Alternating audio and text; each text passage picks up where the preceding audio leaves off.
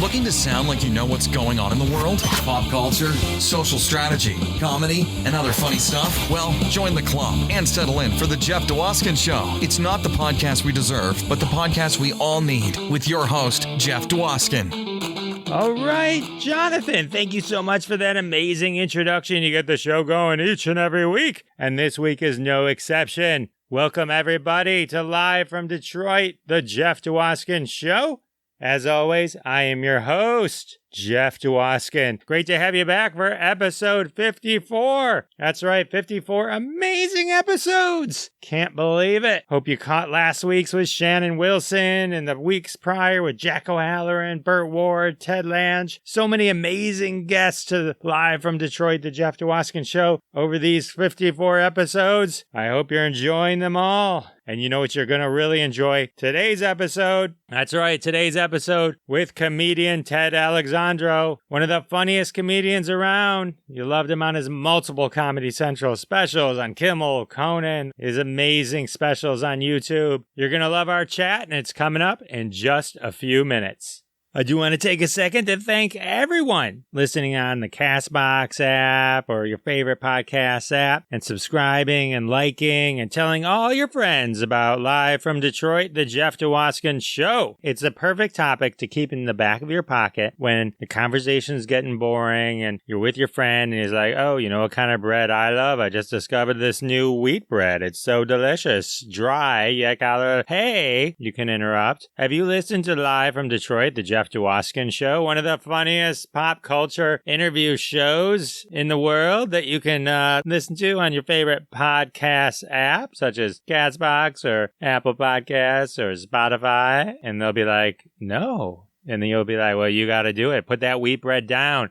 And while you're at it, get yourself some decent bread and listen to Live from Detroit, the Jeff Dwoskin Show. You won't regret it. Either of those decisions. You won't regret either decision. So I do want to provide a quick update. 2 episodes ago, I shared my traumatic experience with FedEx. I had ordered a package and it had traveled across the country. And then the FedEx person got to my sidewalk and decided, far enough, my friends. I throw the package from here. And he threw the package from the sidewalk onto my porch. I caught the whole thing on my Ring video, and I posted it on my Twitter at Jeff Dwoskin Show. It's still there. You can go check it out. Quite humorous. And I challenged everyone, please reply to this tweet. Let me know how far you think the FedEx guy threw my package. And I realized after saying the words, he threw my package so many times, it did sound a little dirty, but I literally meant he threw a package of mine. So thank you for all those who wrote in about that. And let me clarify, my package is safe. It was the actual physical package that was thrown. So I asked everyone, how far do you think the package was thrown? We had 7 feet, 16 feet, 20 feet. The correct answer is 12 feet. My package was thrown 12 feet. FedEx took it thousands of miles and many destinations. Got 12 feet from where it should have laid before I picked it up. And the guy said, no more, sir. This is as far as I go. I don't know if he actually had a bad British accent. Anyway, so go watch the video. It's kind of funny, but the answer was 12 feet. He threw it 12 feet, and I appreciate you all playing along with me. Speaking of playing along with me, join me every Wednesday at 9:30 p.m. Eastern Time for Crossing the Streams. That's my live show. You can catch all the past episodes on YouTube on the Jeff Dwoskin Show channel on YouTube. We've got 23 amazing episodes up there right now. We talk about awesome shows and movies that you should be streaming on the many streaming services. So check that out. It's tons of fun and it's engaging, so you can comment along during the show. We put your comments up. We'll talk to you. You can weigh in on the shows we're talking about live while we're talking about them. Super fun. Speaking of super fun, head over to jeffisfunny.com. That's my website. On my website, you can sign up for my mailing list, and I send out emails weekly just to remind you how awesome the show is and that you can share with your friends. I try to make it as easy easy as possible for you to share your love for Live from Detroit, the Jeff Dwoskin Show, with all your friends. I'm really excited. You know what next week is? Next week is our 1-year anniversary. That's right. It'll be exactly 1 year since the first episodes of Live from Detroit, the Jeff Dwoskin Show hit the airwaves. So we got a big show for you planned for next week. That's going to be tons of fun. And now it's time for the social media tip. All right, here's your inside scoop on all things social. I was reading the trade magazines. Twitter's coming out with a tip function. That's like the cool new hip thing, is to tip creators. A creator would be, say, a host of a podcast, such as Jeff Dwoskin, host of Live from Detroit, the Jeff Dwoskin Show. You could go on Twitter. You could tip me for my funny tweets. Clubhouse does this. They have a send money option. It's kind of the new in thing to be able to help creators make a little money to cover the costs that they spend to bring you awesome content week after week after week. I've got a little thing on my website and in all the show notes called Buy Me a Coffee. You can just buy me a coffee. You buy me a coffee and I'll do you a little shout out. It's a lot of fun, and I'll do it while I'm sipping coffee. I'm drinking this coffee and I'd like to thank blah, blah, blah, blah, blah. See, it's that easy. Anyway, so look for that and see if you can set it up for yourself. Share the love, tip people that you like, let them know that they should keep creating the funny and keep going. All the creators out there will love you for it. And that's the social media tip.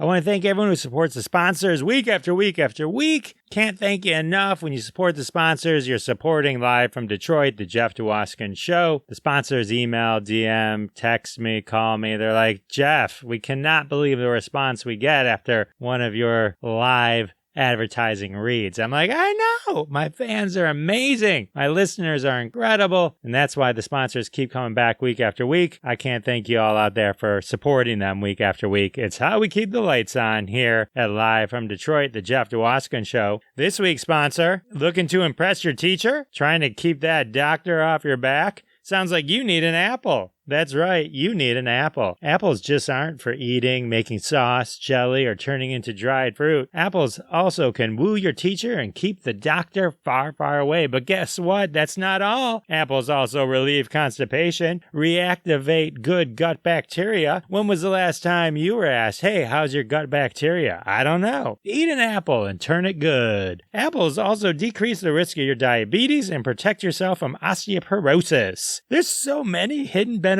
of apples. Did you know when you were staring at a Macintosh, a Golden Delicious, a Gala, a Honeycrisp, Granny Smith, Crab, that you were staring at a constipation reliever? That you were staring at your 1-degree solution for good gut bacteria? Oh my God! Grab an apple and do yourself a favor. Make your life that much better. Apples, we're here for you. All right. Well, grab an apple. I love apples. Who doesn't? You know, I like the green ones that are a little tart. Those are my favorite. So go grab an apple. Available anywhere there's trees with apples or supermarkets. You can get those at your local supermarkets. Just tell them Live from Detroit, the Jeff Dwoskin Show sent ya.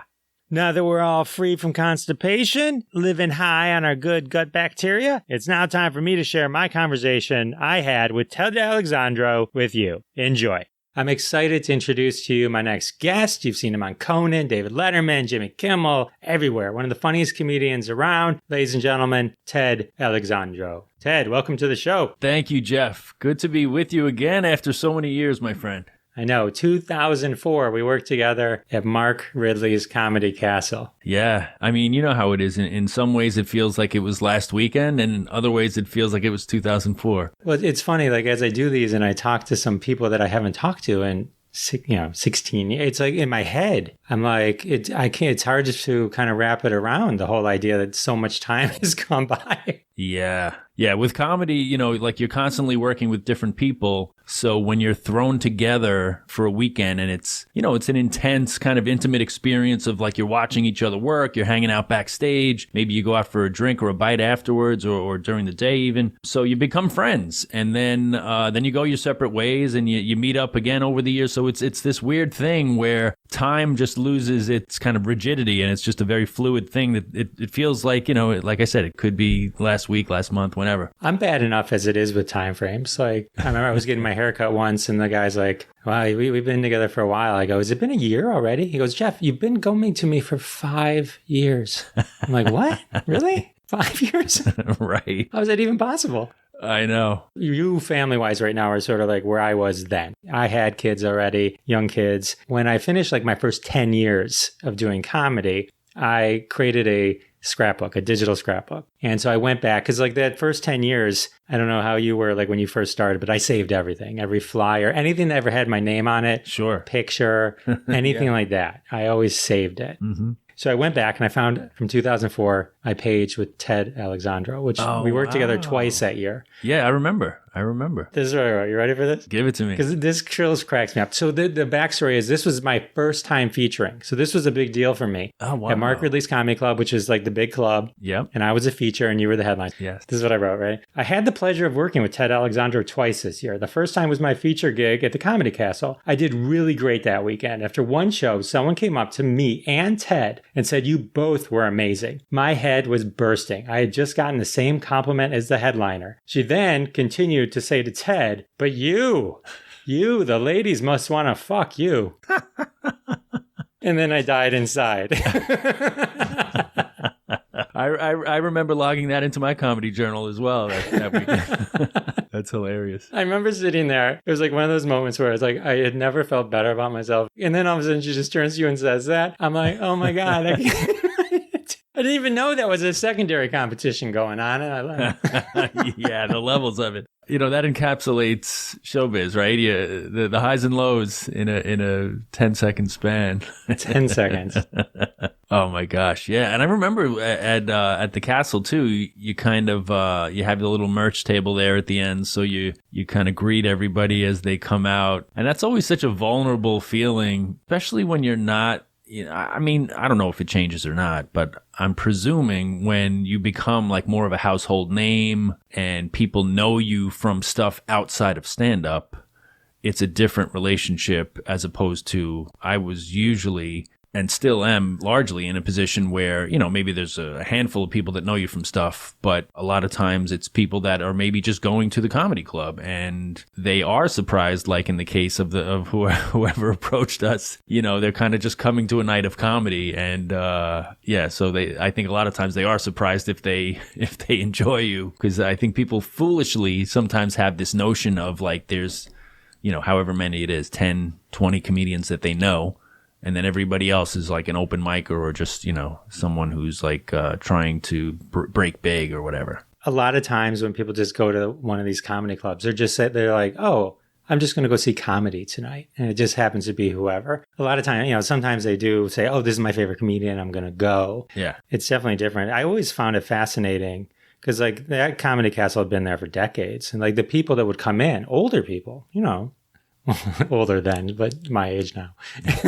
They would be like, oh, this is my first time at a comedy club. It was great. I'm like, your first time? Really? It's not like they're like deep in the cities. You know what I mean? They're like everywhere. Yeah. It is strange, right? And the things people say after a show too, it's always, you're a little bit like, at least I always felt a little bit on edge. Like it could go either way. Like what you said with that woman, it could start out being a compliment and quickly turn south and I think especially too, because again, we're so vulnerable after having just performed. Really, it's not right that we're out there in a lot of ways. You know what I mean? Like Mick Jagger's not going out to the lobby after a show, not to compare us to Mick Jagger, but you know, like you do kind of need that alone time to decompress. But like literally right after a show, we're face to face with the people that were just watching us. And a lot of times they just feel very free to say whatever the hell they want. And it can cut you to the core. Yes. When I stepped off stage, and this is why I also didn't like comedy competitions. I like to feel like I felt. And like sometimes you'd have a B show, right? You know, like a grading scale B, right? And like, so you go out and everyone would be like, that was amazing. You were amazing. And you're like, no, that didn't make me feel good either. You'd be like, no, I felt like I wasn't totally on. And then I felt like sometimes if I destroyed, you kill, and then you walk out and no one says anything to you, I feel just as bad. It is funny, right? You have that internal sense of how you did, and sometimes it doesn't match up with the feedback, you know? Yeah, it is. It's very weird. It's very weird. But I always kind of felt like it would sit fine with me if I had the sense like, oh, I nailed that. I did what I intended to do. You know, whether it was like trying to get a certain bit to work or something new you were putting out. I'm usually pretty good about compartmentalizing, like even if the crowd was not what I expected, unless totally just there's a total disconnect where it's like I didn't get anything. That's obviously a little weird. But if I do what I set out to do, I usually feel pretty good about it. Especially like the more you do it, obviously, as you go along, you start to realize it's just another night in a long string of nights, and you'll do another show, if not that same night, certainly the next night. So every night has less import the further along you go. When you're first starting out, like every night is like, just make or break. I always felt like I didn't have laugh ears. Like I could tell, you know what I mean? Like I didn't hear things that weren't there. Like I would know if it was good or bad, so it was like, I didn't want anyone else to tell me differently after. You know what I mean? Right. It was like, it's the same thing with like a comedy competition. It was like, oh, Ted, you won. And it was like, we all kind of won. We all had great sets. You know what I mean? Yeah. To me, comedy is about enjoying who's on stage. You don't have to like pick which one was the best. I could not agree with you more on that perspective. And I think that kind of permeates a lot of not only show business, but just the psyche of life, that competition type thing. I mean, we're inundated with it, whether it's,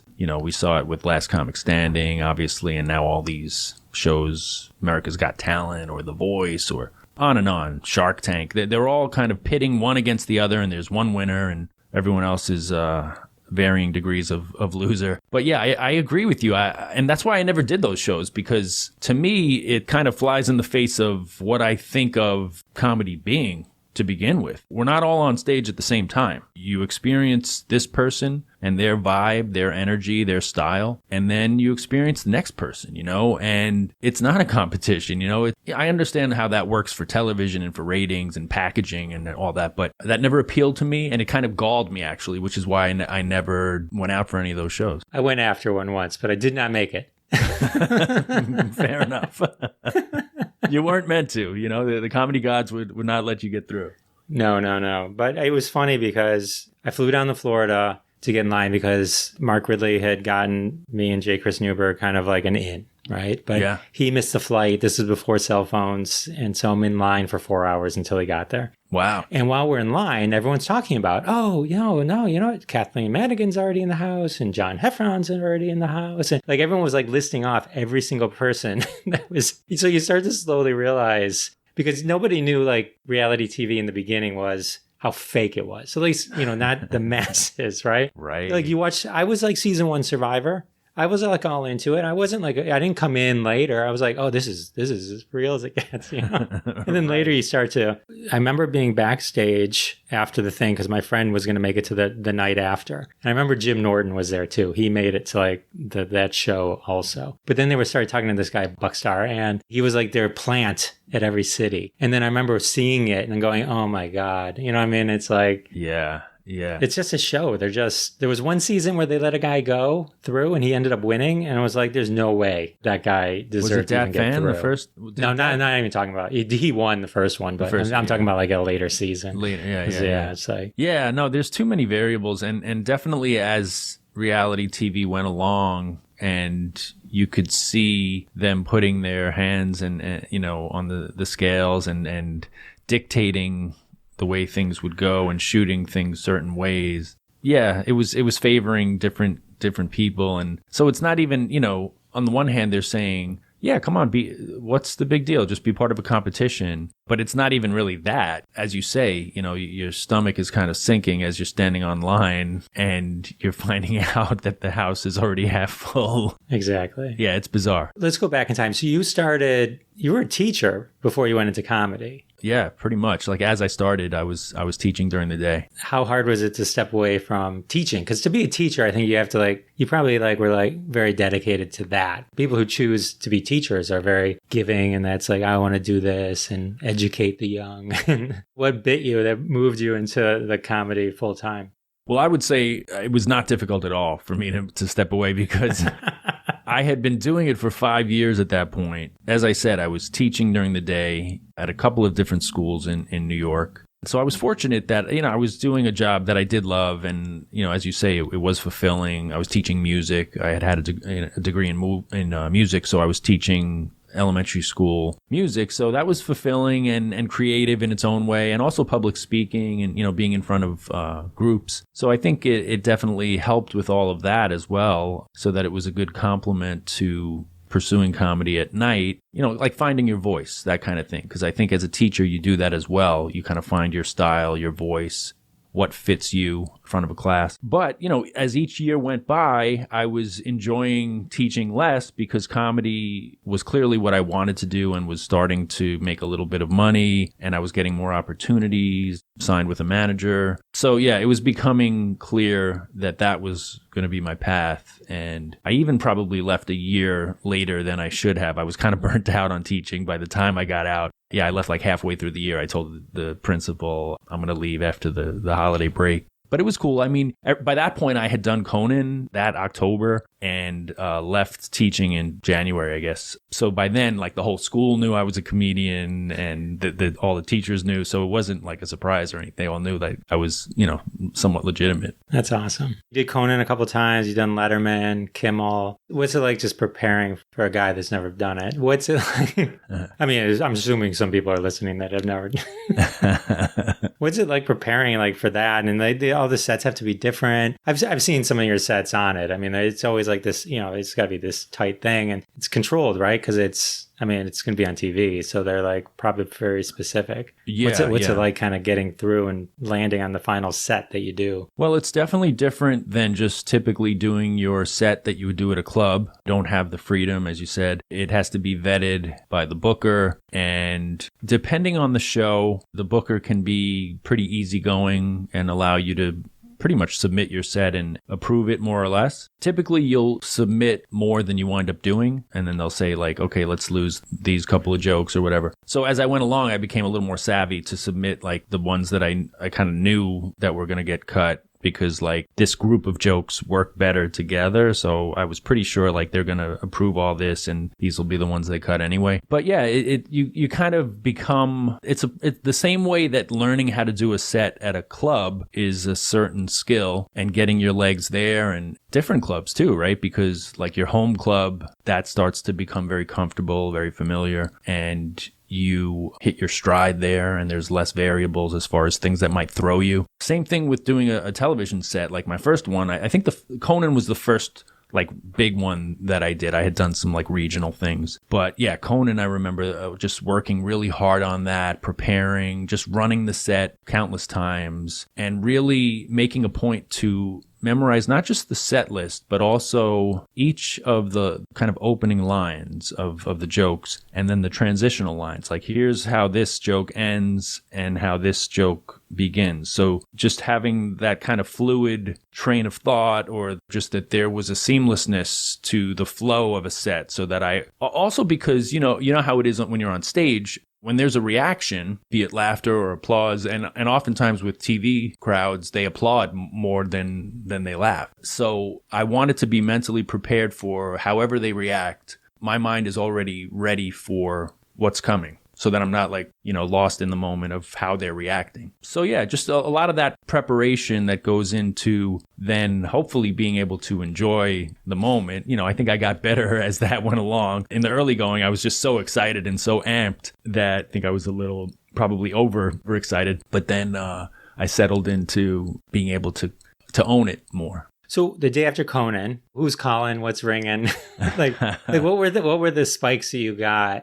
I'm sure you got like more club days because the more TV credits you had, then you had the clubs were probably calling you left and right. And like what type of opportunities were coming at you? Is this how you got on Dr. Katz? Or is it?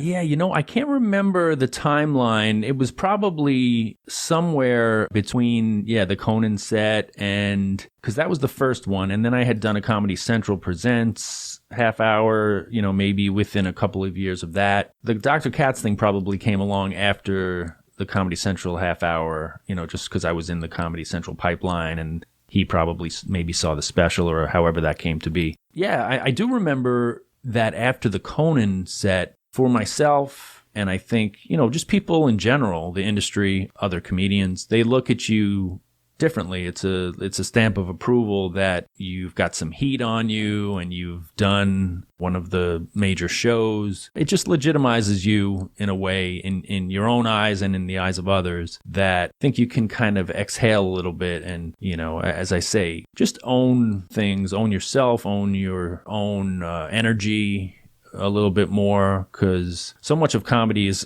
in the early going convincing yourself that you're a comedian, right? Like you're just going to open mics and you're traveling around and you're doing gigs, and you almost don't say it out loud in the beginning, or you don't tell anyone, like if you're meeting people, or just I'm sure you've been in the position on a plane, somebody has like, what do you do? In the beginning I'm a teacher, like let's end this as quickly as we can. But the more you do those types of late night sets and stuff, you settle into that, like, yeah, I am a comedian, and if I have to, I'll even tell the person I'm sitting next to on a flight. Well, it's a logo slide. It looks great on a poster. It does give you credit. And it's great for your parents to be able to explain, oh, my boy was Conan. Sure. Oh, you haven't heard of Conan? Have you heard of Letterman? No. Have you heard of Kimmel? Right. Ferguson? No, I don't know who that is. What about The View? Have you heard of The View? Yeah. It's exciting to do those things. Yeah, for that reason too, because you are sharing it with family, with friends, with all these people who have been cheering you on at all these crappy gigs that you do that they've come to. That's part of it too. For a comedian, in a lot of ways, you're so hyper-focused on yourself and on the gigs and the next gig and getting better. If you're not careful, you can lose the ability to appreciate and celebrate those moments as they come up, because they can also be fleeting. Like, you do Conan or whatever it is, and then the next night you're back at some gig and it doesn't matter. You know what I mean? So there can be the highs and lows of like, I was on Letterman last night, and like, you're just at some bar gig the next night or whatever. And tonight at Leo's Steakhouse, we present. Yeah, that's no exaggeration. Ted Alexandro, yeah. Everyone always talks about that. It's like, it sounds like it's almost mandatory that you do a stadium and then you got to do someone's basement the next day. It's like it's what keeps you in check. Right. Yeah. And as I say, the more you do stand up, the better you are able to manage the emotional highs and lows that come with that, so that you don't lash out at the crowd at Leo's Steakhouse because they're not the Letterman crowd. Do you know where I was yesterday? Right. Or you can even just, you make a joke about it and say, last night to prepare for this gig, I was on Letterman last night, and now I feel ready for Leo's. So you did 2 Comedy Central specials, though, right? I did, yeah. You also did an amazing web series called Teacher's Lounge, which I think we reconnected when you were doing that, because I think I had a website and I was like, oh, let me share this. I want to share this. That was great, and that had every hitter in comedy in it. And then obviously you drew on your teacher background as well for this Teacher's Lounge. Yeah, that was exciting. I appreciate that. That was exciting. My buddy Hollis James, with whom I started in stand-up, we went to Queens College together, and he had founded the sketch comedy group at Queens College. So in a lot of ways, he was really responsible for me getting into comedy and realizing that it was something I wanted to pursue, because I just went out for the sketch group there, and he, cast me in it, and I submitted some sketches to him, and he put them in the show. So that was very affirming that, oh, wow, I guess, I guess I'm funny. I guess I can write jokes. So then when we graduated, we started going out to open mics together, and we did a little duo thing for a year and a half. But over the years, we collaborated on a lot of different projects, some screenplays, and then Teacher's Lounge. I always had the thought of like, I can use my teaching experience and try to use that as a kind of a foundation. So what we wound up doing was I played the music teacher, Hollis played the janitor, and different comedians came in playing faculty members in every episode. So as you said, we had heavy hitters. Everyone from Jim Gaffigan played the school nutritionist. Lewis Black was the principal. Judy Gold was the gym teacher. Jim Norton, as you mentioned, was head of security. So just all these great comedians. And we thought of it in a certain sense as almost like Curb Your Enthusiasm meets Dr. Katz, in that we're allowing comedians to come on and essentially play themselves, and giving them a framework of like, here's the beats that we'll be hitting, here's the basic storyline, and then, you can just run with it and improvise. Dave Attell famously played the school photographer, and I mean, talk about running with it. Yeah, like he just made it his own, and we had a lot of comedians on that particular episode playing faculty members because he was taking the faculty photo, and everybody stuck around even after their scene was shot. Everyone stuck around to watch Attell because he was so captivating to watch him work. I love Dave Attell. I've seen him a few times as well. Yeah. I saw him actually with Mitch Hedberg. Wow, when they were touring together. Yeah, and then Dave Attell and Louis Black. And Louis Black, yeah, I remember that. I remember that tour. That was a Comedy Central tour. That's right. Well, that was shortly before Mitch passed, right? Like within a couple years? Yes. Yeah. It was great to be able to have said, I've seen him. Like, that's a hell of a tour. Yeah. That's always the interesting thing I found about comedy. Like those were like 3 huge names, right? Huge names. And you could talk to some people and they're like, oh yeah, da da da da da. And they're like, who?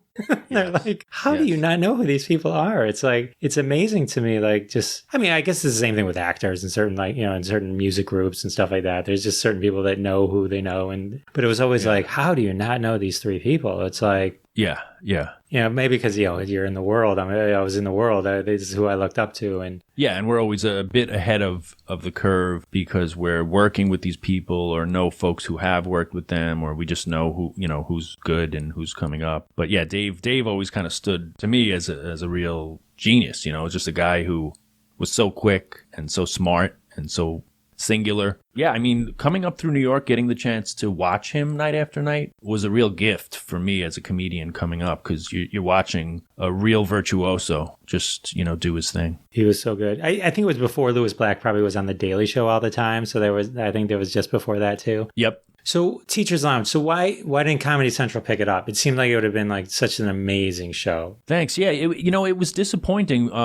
The way things go in showbiz, you pitch things around, and I always felt like this is tailor-made for a comedy series, for like it has legs, like you just keep plugging in. And we even saw down the line, obviously you can plug in actors, you can plug in athletes. There's kind of just an endless stream of scenarios you can build for whoever's coming into a school. So we pitched it around first in script form, and people passed. Then we shot the 10 episodes, which are all available on YouTube now. So we figured like, let's do it. Let's make it, create it, do it the way we want to. And I'm glad we did, because it was really satisfying in every facet, just creatively writing it, shooting it. Just the fact that I was able to get all these comedians to do it, Michael Che and Todd Barry, everyone, Rachel Feinstein, everyone was so great. And that it surpassed, I would say, our expectations. Finished product was so good. And also, like in the early going, we had each episode begins with a school announcement, and we got Janine Garofalo and Alec Baldwin to do the school announcement, the voiceovers. So that was great too. So everything just like really came together in such a way that we were so proud of it and happy with it. Kind of like what we were talking about earlier. When you have that sense that you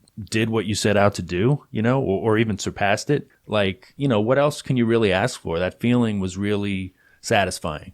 So yeah, it was disappointing when then we pitched those around, we shopped those around, and I specifically hired a manager and an agent to do that, and just nothing happened with it, So, I mean, it's just, that's the nature of the business. It's very, very fickle and unpredictable. It's amazing to me because, that was like comedy gold. And those episodes, like you said, they were shot professionally. They were like, it looked like there was tons of money behind it. It was like, it was really good. It is also the kind of idea you could probably bring back anytime. Yeah, for sure. I would think so.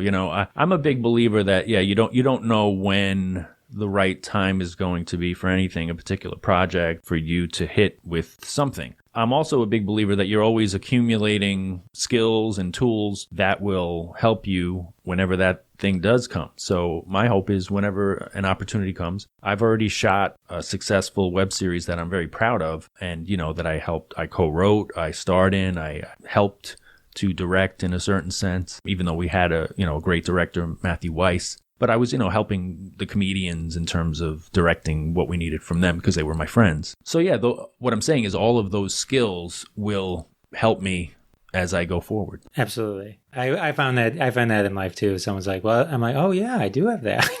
I didn't really. Right. There you go. Yeah. So one of the other things that I've followed you on for a long time, you're very passionate with social issues, very political, which is, I think is great. But probably mostly because I agree 100% with everything you say. Funny how that works, right? Sure. It's not a requirement. It's not a requirement, but it's true. Yeah. You and Bill Maher, that's where I get all my news. So do you feel like being so political has helped in any way or hurt in any way? How has that played out for you? Well, that's an interesting thing because it was really just a life shift that happened. I would say like it was interesting even, as we talked about my Comedy Central Presents, those were about 5 years apart and 9/11 happened in between. So my comedy pivoted a little bit even after 9/11 where like in my first Comedy Central Presents, I wasn't really talking about anything too political. It was mostly just observational and my own life and stuff like that. But then there was a shift in the second special where it was more political, talked about 9/11, talked about Katrina, even that had happened. So yeah, so then as the crash happened in '08 and then Occupy Wall Street happened in 2011, I just found myself more and more drawn to these things. I didn't go to Occupy Wall Street intending to, I wasn't really an activist, but I just found myself drawn to it, kind of innately compelling to me. So yeah, that's what I've kind of followed in this past decade, really. Black Lives Matter, all the things that have kind of come to the surface and to the center, the climate movement, because what I found, again, I would not categorize myself as an activist pre-Occupy Wall Street. But what I found is you become part of a network and then you just, what's going on and what the next thing is and what you have friends that they're so passionate and are organizers that they keep you abreast of what else is going on. So to me, that was a real gift to be around people that were informed, passionate, had a worldview that was more broad than mine. And also as a comedian, I think sometimes we can get into this insular world where we're just hanging out with comedians, talking about comedy. So it really opened up my life and my perspective in a lot of ways. So I'm very grateful for that. To the other part of your question, did it help or hurt in the industry? It probably hurt in some respects because I don't think people wanted politics in their comedy and on a lot of these shows or a lot of, the bookers or what they were looking for. I'm a big believer that whatever you forfeit in certain respects, you're gaining in other areas if you're kind of operating from your integrity. Ultimately, I was happy to let go of whatever I did lose from that. It was very inspirational, not only to me, I'm sure to many others. Thank you. Yeah, I'm just sitting here and I don't have I don't want to say courage. I guess I had the courage to do it myself. And then to be able to kind of vicariously live through those actions and feel good about it. So, oh, thanks. Thank you for that, sir. Yeah, I appreciate it. I was re-listening to the Dr. Katz. There was a couple of jokes of yours that always stuck out in my head. One of them was in there. One of them was about Jesus and the abs. Jesus abs, yeah. Yeah. That's an old favorite, yeah. It's an old favorite. It's so great. Did that one as part of the animated Dr. Katz, which was great. Yeah, I think that's on YouTube somewhere. Yeah, that's where I was digging around. And then the other one I remember, and I don't want to butcher it, but I'm going to butcher it. It's like Ted's voice, and you can hear him, we'll talk about your special in a second, but you have a very bring you in type of voice. You have a very, I don't want to say soothing because that implies you'd fall asleep, but it's a very... people have at my shows, by the way. You could see where you'd be a teacher. Your voice has a certain cadence to it that you want to hear. It's it's easy to listen to. Anyway, so this other one was it was something about a dream and in gravy. Oh, yeah. Right. And it was just there's a reason you were asleep. Yeah, how people are always excited to tell you about their dreams, but it's always just some boring story, And I say, yeah, there's a reason you were asleep during this. I'm dozing off just listening to you. It's so funny. For some reason, it's just sometimes certain jokes they never leave you. Yeah. No, I appreciate that. Especially when you have those early bits that work and that become identified with you in some way. I think the two that you mentioned are definitely like that. That feels great. As a comedian, when you're starting, it's just great to have stuff that works, you just cling to okay, this has got, a closer, or I've got that's my signature bit or whatever. But then, yeah, as years go by, it's funny for me to look back at those because, I mean, I'm doing it now like close to 28 years. There's a nostalgia to it and a pride, and it's almost like an old friend or an old, I don't know, like, I guess like a baby in a way. It's like that's in your infancy as a comedian. That's like, they were with you. That was your crew, like your bag of jokes as you were starting out. So yeah, I look back fondly on, I love listening to my early stuff. I don't mean like I sit down and do it, but when I hear it, I'm proud of it. I enjoy it. Yeah. It was good. It was good stuff. In terms of like the old bag of tricks, I remember I saw John Pinette. Pinette. Pinette. He's since passed away. He's right? passed away. Yeah. John Pinette. Sorry, I'm horrible with pronouncing. That's all right. It's funny, like when you realize you've never actually said something out loud. Right. You just read it, and in your head you hear it. Anyway, so he got on stage and just referenced like "you will hear 4 hours." That joke. The one the Chinese buffet. That was his signature. The Chinese he just referenced it. Yeah. He didn't do the joke. He referenced it and brought the house down. Oh, man. I'm like, that to me, that's like, if you can do that, oh wow, you made it then, man. It's funny you mention him because I first met John and worked with him, funny enough, on a cruise with Louis Black, because Louis Black for a few years was doing this thing called Lou's Cruise, where he would bring a bunch of comedians onto like a Royal Caribbean ship or whatever. Kathleen Madigan was there, Larry Wilmore, a bunch of people, Dom Herrera. So John was on there as well. And so what was great about it was I only had to do like maybe 2 nights worth of shows. And then the other 3 or 4 nights, whatever it was, you just watch the likes of Kathleen Madigan, John Pinette. And just to sit in a room and watch Pinette like murder, like he killed, like no, everyone of course did well, but yeah, the way he got standing ovation, like every set that he did, he was just that guy that like his energy and the way he would crescendo to such a fever pitch that they had no choice but to stand and applaud, So yeah, he was a real treat to watch perform. And God love him. I mean, he was just as much of a tornado off stage too. Like after the shows, go to the bar.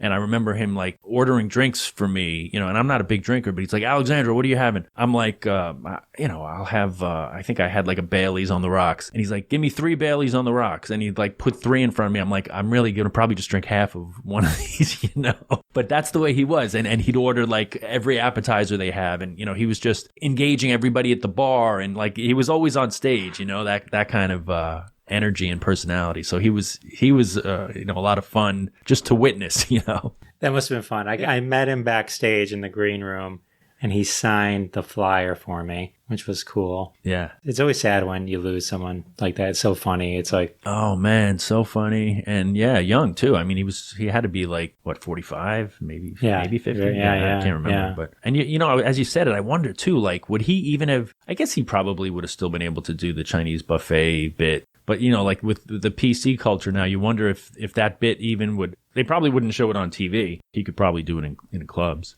Probably. So, yeah. So let's talk about your special. I know you've done a bunch of specials, but your most recent one is called Cut Up. And I watched it. It was really good. Thank you. It's interesting because it's like, 5 different clubs? Well, it's actually 3. It's the Comedy Cellar, the Village Underground, and Helium in Portland. Oh, six different shows, 3 different. Okay. Yeah. Right? Okay. That's right. Sorry. So I can't read my own writing sometimes. I take notes on stuff. I'm like, oh, I'm so prepared. And when I look at my notes for a show, I'm like, I can't read one thing that Who wrote this? Yeah.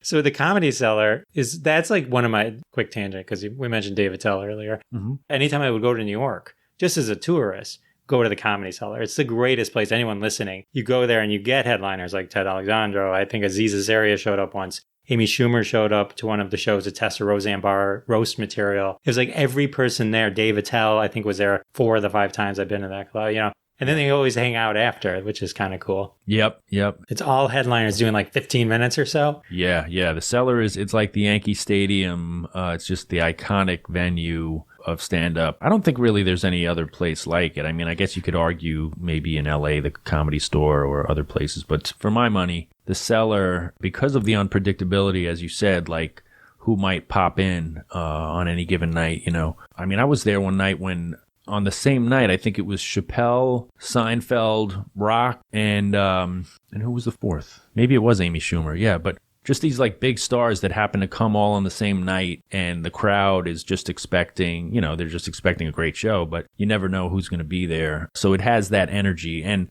also the fact that, as you say, it's all headliners. It's all people with impressive credentials. So for me, that's been a fun experience. My trajectory from, being on the outside looking in, even though I started in New York, I would just go to the Cellar, much like you described. When I was starting, I would sit in the back. If you're a comedian, at least back then, probably now they don't, because it's just always packed. I would sit in the back and watch Attell, whoever was there, but Attell usually would close the shows. So it was just a real education. So then to go from that to getting passed at the club, and then it takes years for you to feel like you have your legs and you belong and you feel comfortable there. So then that happened. And then, in recent years, it's my home club and I work there all the time, and I'm free to try things out and just to be myself. I don't have to fear that I'm not going to be passed if a set doesn't go well or whatever. That kind of frees you up to do some of your, to create and to do your best work. So that's part of why I used the video that we had shot from those clubs for Cut Up. The last time I went there, I'm with my wife and I'm like in line to get in, and I'm talking to my wife, and I don't realize, because I don't know who the MC is, that he's standing there next to me. And then I'm in the front row, and he started talking to us and referencing things that we had said in line. And I'm thinking to myself, oh my God, thank God. I was limited in whatever came out of my mouth. Oh my God. Right. Yeah. So the Comedy Cellar, small, it's very tight. It's like if there was a fire, you'd just turn to the people next to you and go, nice knowing you. It's pretty much. But the food is also great. Oh, yeah. Yeah. The Cellar is about maybe 120 people, I think, when it's packed. It's just this tiny basement, very weirdly configured. You would not pick it out if you were trying to design a comedy room, but it's great. And then the Village Underground is around the corner, and that used to be a music venue, and they own that as well. And then I guess just as comedy boomed and as they were selling out multiple shows a night at the Cellar, I think they finally realized, like, we're sitting on this other room. Let's just make this a full-time comedy room as well. So the Village Underground is right around the corner, right across the street from the Blue Note. So that's kind of a cool little area. That's a bigger room, the Village Underground. That's probably maybe 200. Yeah, my last two specials, Senior Class of Earth and Cut Up, at least parts, were both shot at the Village Underground. Well, it's great. It's an hour of Ted. It's on YouTube, on the Ted Alexandro YouTube channel. You can check that out. I discovered the Comedy Cellar. I was working with, way back when, I was working with Robert Kelly. And by coincidence, my wife and I were going on, I think it was our anniversary, and we were going to New York the next week. And he's like, oh, I'm going to be at the Comedy Cellar. I'm like, oh, let's go to that. It was probably my first time in New York. That's how I discovered the Comedy Cellar. Oh, wow. Yeah. Was that like late 90s, early 2000? It probably was either right around the time we worked together or just before. I was probably... Right around there. Yeah. And so, it was a long, long time ago. I remember Robert Kelly actually drove us back to our hotel. Oh, wow. Here's my claim to fame. Great. Yeah. No, Bobby's a great guy. It's funny because the Cellar wasn't even like when I was starting, wasn't what it is now. It's kind of had this growth in status and becoming this iconic institution of comedy over the past couple of decades. I think Louis' show had a hand in that because it began with him going into the club. Various shows have since shown the Cellar. So yeah, I think it's kind of grown in stature probably, since around the time that you went. It's very just memorable when you see it. Yeah. You see it and you immediately know that's, even if you don't know the name, you go, that's the same club that all those other people were at. Yeah. It's very recognizable. For sure. Yeah, even just the entrance, you go down these steep stairs, Comedy Cellars and lights, and then the room is, as I said, like odd. And it's almost like 3 or 4 different spaces, like if you look in this direction, the room goes kind of far to your right. Then there's like a little balcony, in the corner. Then there's just 2 rows, like right in front of you, literally 2 rows. And a space in between for people to go to the bathroom, which is a constant stream of people because people are coming down from the restaurant, coming into the show and just to use the bathroom and go back out. And then the left is like its own weird. So as a comedian, you're corralling these different areas. Usually people are right in front of you. or maybe, you know, they're all kind of fanned out very evenly. But the Cellar has these disjointed little pockets. So, it takes a little time to learn the room as a comedian. And it's daunting when you're starting just because it is the Cellar. But yeah, over time, you kind of, as I said, you get comfortable with it. It's definitely, and this is we're going to have to call them and have them sponsor this episode. That's right. My funniest Cellar story is I was in New York for work, go to the Comedy Cellar, right? Watch the show. Next week, I'm working at a club in Ann Arbor. The headliner goes up, starts doing his thing. I turn to my friend. I'm like, Sal, I think this headliner stole all this material. And he's like, what are you talking about? He's like, I've heard this before. He's like, where? I go, I can't remember where I've heard this before. So I go look at my camera because I took a picture as you're walking down of everyone that was there. I had seen him the week before at the comedy. Oh, that's great. But had no recollection. It kind of just came and went in my brain. But I remember that. Yeah. And so all of a sudden I'm hearing it and it's freaking me out. I'm like, you're like, he even stole the guy's look. So bizarre. Oh, that's great. So this is amazing. And then, so what's next for you? What's next for Ted Alexandro? Well, I would say there's a lot that is unknown due to the pandemic. So we'll see if and when things kind of get back to normal as far as being able to perform in clubs. Right now, I'm kind of focusing on my own show, do the Ted Alexandro show. It's a podcast, but I do it on video as well, and have usually comedians, but also people from the world of politics and activism. And, I've had everyone from Jim Gaffigan, Todd Barry, Judy Gold, everyone, Judah Friedlander. Yeah, so it's just a fun way for me to kind of keep the performing chops up and talk about what's going on in my life and to keep in touch with friends. Everyone check out the Ted Alexandro show and his specials. They're all on the same YouTube channel. You can check them out there. Ted, it's good catching up. I appreciate you spending time with me. Jeff, a real pleasure, buddy. Yeah, man. Nice to catch up with you as well. All right. How fun was that? Ted Alexandro, ladies and gentlemen, one of the funniest comedians in the world. I'm going to put a link to the show notes. You got to watch Teacher's Lounge, the web series. It's amazing. I'm going to put a link to his podcast. I'm going to put a link to his YouTube channel so you can watch his comedy specials. All amazing. If you haven't seen Ted Alexandro in the past, then you have to add it to your bucket list for the future. It's a must. He's hilarious. Well, here we are, coming to the end of yet another episode. Can you believe it? Episode 54 is almost done, but almost done. Wait.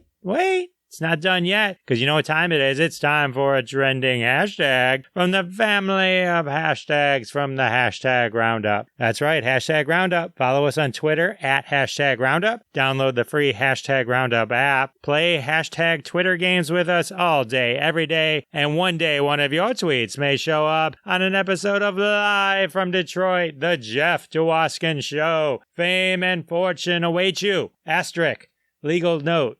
Fame and fortune allegedly might, but I can't promise you it awaits you. This week we got a fun hashtag from Mr. Race Bannon, who runs a weekly game on hashtag Roundup. The hashtag is hashtag what they don't teach you in school. An homage to Ted Alexandro's first profession, school teacher. What they don't teach you in school is a hashtag game where you read the hashtag and then you tweet with the hashtag something that you think they didn't teach you in school. Serious or funny, everything goes on hashtag Roundup. And here's a few examples of the tweets that came out for you to enjoy of hashtag what they don't teach you in school. Ignored lesson 1, how to grow old gracefully. That's right, as you get older, maybe don't wear your kids' clothes. What else didn't they teach you in school?